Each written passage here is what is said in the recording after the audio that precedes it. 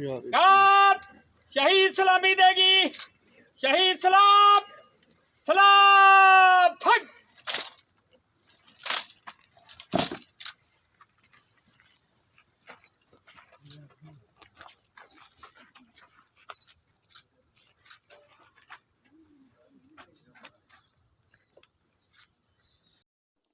देखते हैं ओकाड़ा से शेख नदीम शराज की ये रिपोर्ट।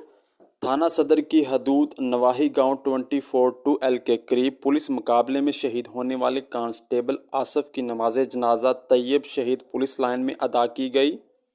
नमाज जनाजा में डीपीओ ओकाड़ा समेत एसडीपीओस, अफसरान, पुलिस एहलकारों, सियासी मजहबी समाजी शख्सियात की बड़ी तादाद ने शिरकत की। पुलिस के चाको चुबंद दस्ते ने शहीद की कुर्बानी को खराज तहसीन पेश करते हुए सलामी पेश की। इस मौका पर डीपीओ ओकाड़ा मोहम्मद फरकान बलाल ने कहा कि इस वतन पर कुर्बान होने वाले पुलिस के शोहदा हमारा फ़ख्र हैं। पुलिस शोहदा की कुर्बानियाँ रायगा नहीं जाएंगी। आसफ शहीद ने बड़ी बहादुरी का मुजाहरा करते हुए शहादत को गले लगाया। पुलिस डिपार्टमेंट कभी भी उसकी शहादत को नहीं भूलेगी।